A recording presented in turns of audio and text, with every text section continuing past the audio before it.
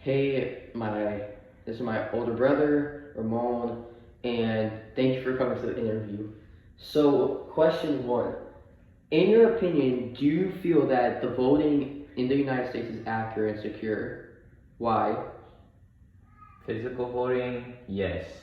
Mail voting, sometimes and sometimes not because it's easy to tamper with. Just like on websites where there are pre-orders or stuff, there are bots that can manipulate the system. Right. Question two. Mail-in voting is becoming an accustomed throughout, like voting all around the world, basically. Do you think that voting by mail should be a common thing? Only in serious situations. If there isn't a serious situation going on, I don't think there should be mail voting just because of what I explained in the last question. It can easily be tampered with. All right. Question three. There's a lot of different options to vote now. You can go mail. You can go in person. You can fill out a ballot. There's a lot of different things you can do. But do you think the voting system is fair? Yes, millions of people vote each year, and it's up to the people to decide who really is the president. That's facts. Number four. The question is this is a pretty simple question, but why do you vote? Why do you think your voice has to be heard? I vote because I think I'm actually contributing, and hopefully we'll make the right change with the right person. You like a right president? Yes. Or really doesn't matter. But question five, this kind of ties in with question four. Do you think that your vote counts with the millions of other people voting? Do you think that your one singular vote would count? I don't think it really does, but I would like to think it does because there's never been a president that's won by a single vote. It's always been by maybe a few thousand. That's right. But your vote can contribute to the few thousand. Number six, why do you think that the voting in America is so serious right now, especially with the 2020 presidential election? It was definitely a conflict between the Trumps and the Bidens. So why do you think that the voting is so serious? They both have different point of views.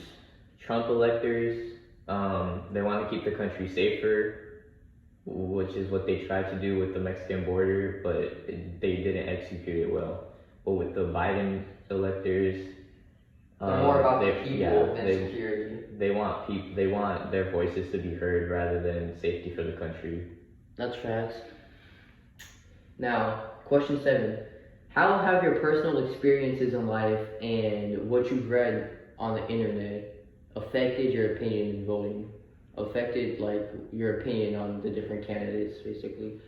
See, for this year's election, I would like Biden. I wanted Biden to win, and he did win because Don't talk too political. Trump, I don't think he's very serious. He always has these non-presidential tweets that he has going around. But Biden, there's some stuff about him that's not necessarily yelling president. yeah. Is what you're saying. But how have your personal experiences affected the way that you vote? This is the first time you voted, right? Yes. So how has that so what I'm trying to ask is you had the opportunity to vote this year, and how did that affect the way that you voted compared to what you would have done as a teenager?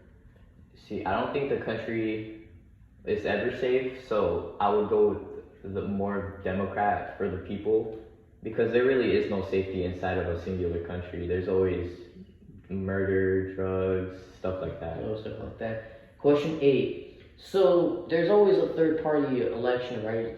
So you have the two main parties, the Democrats and the Republicans. They have the third parties like liberals and stuff. And the people who vote for those parties, they're let's face it, the parties aren't necessarily going to win. So how do you think that the people who voted in those parties, how do you think their voices are going to be heard? I think they're gonna, for the smaller parties, I think they're gonna tie in more to democratic speeches and stuff like that because they have a lot in common. It's just like these little tweaks and stuff that people don't like.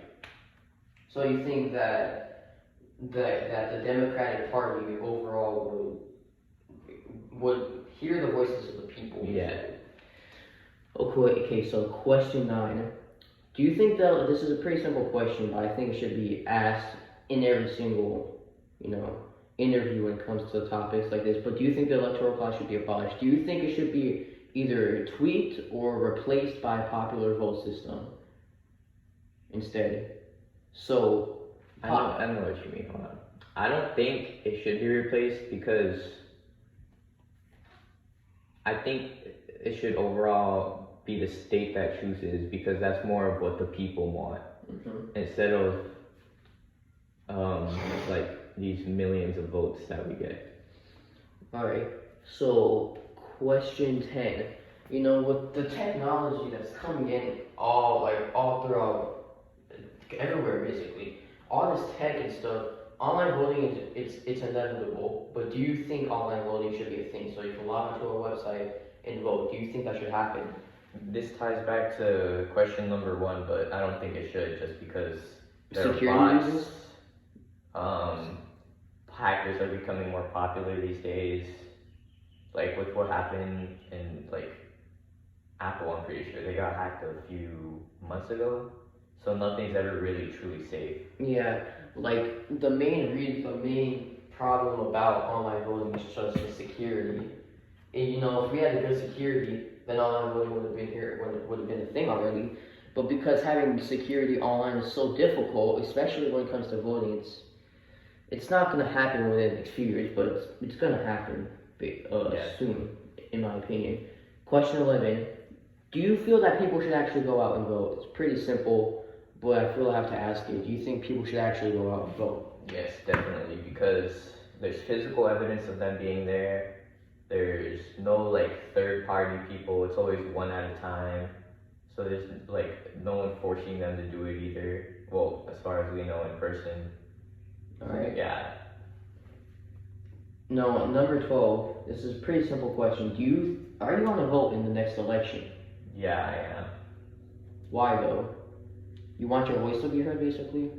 I would like to think that my voice is being heard by whoever I choose, no matter who it is. It could be, what was his name? Well, whoever it was. It could be him, or it could be a female. We never know. Everything's unexpected.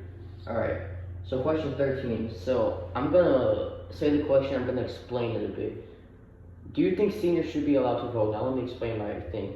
So with seniors, their vote isn't necessarily gonna impact them because they're gonna perish sometime soon. Their vote is gonna mostly impact the younger generation. So do you think that seniors should be allowed to vote when their vote's not gonna be counted necessarily towards them, but towards the generation above them? How old are we talking? Like 80 or like 90. Definitely not. I thought this question was like 60s, 70s, something like that. But if you're 80 and older, no, you shouldn't be allowed to vote. Alright, because, there's some problems with you at that age. But question 14, do you think the age limit should be, like the age minimum should be lowered? So let's say if you think it should go from being 18 to 16. Definitely not. Because 16-year-olds still think as children. And this is basically, I guess, what 16-year-olds think as the best time in their lives, especially in high school. They're gonna do dumb stuff. Yeah, once you turn 18 is when you start becoming more serious and stuff like that. So. Alright, yeah, I get your point there. Last and final question. Back in the day, the second place presidential candidate would become the vice president, but that's not how it works anymore. Do you think that's how it should work, though? Honestly, I don't really know. Part of me says it shouldn't, part of me says it should, simply because if it was, it gives experience to the person that lost, and maybe they might run again and win next time, and they know what to do. But at the same time, I feel like vice presidents should be voted upon so that people can rely on the safety of the vice president.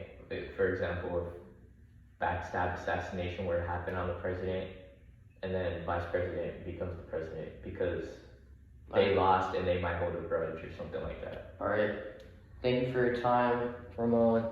And, well, thank you for the interview, basically, is what I'm trying to say.